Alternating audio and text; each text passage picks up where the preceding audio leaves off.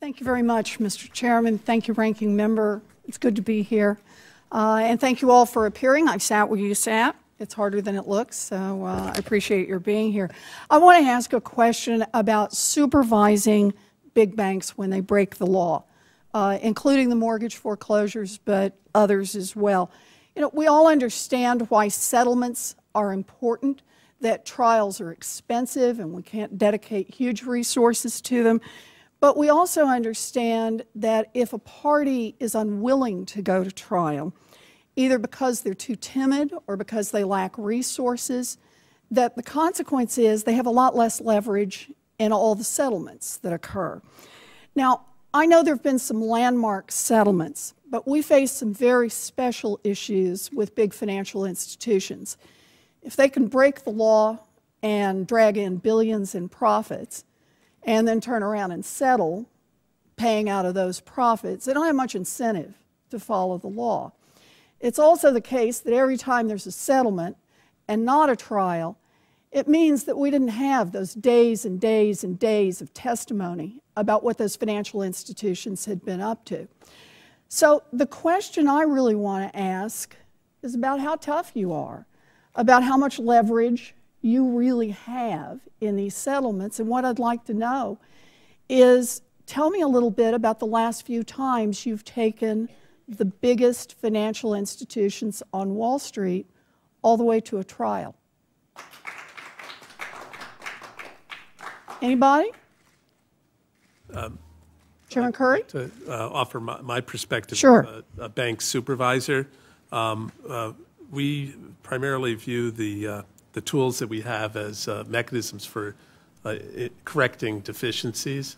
The primary motive for our enforcement actions is really to identify the problem and then demand a solution to it on an ongoing basis. That's right. And then you set a price for that. I'm sorry to interrupt, but I just want to move this along. That's effectively a settlement.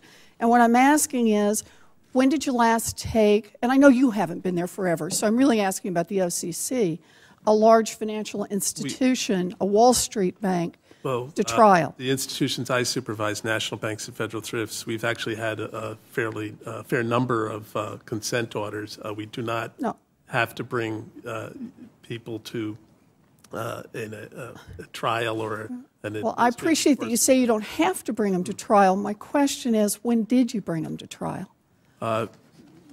We have not had to do it as a practical matter to achieve our supervisory goals. Ms. Walter? Thank you, Senator.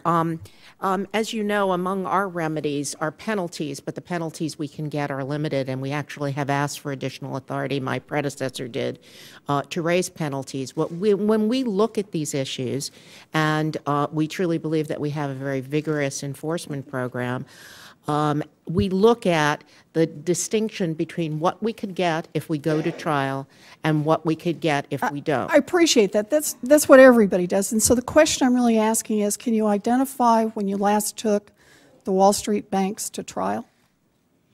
I will have to get back to you with the specific information, but we do litigate, and we do have settlements that are either rejected by the Commission or not put forward for approval. We've got multiple people here. Anyone else want to tell me about the last time you took a Wall Street bank to trial?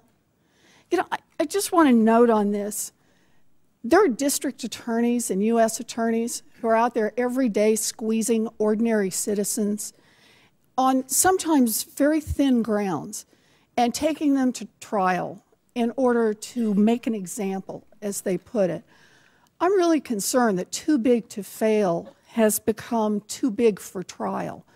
That just seems wrong to me.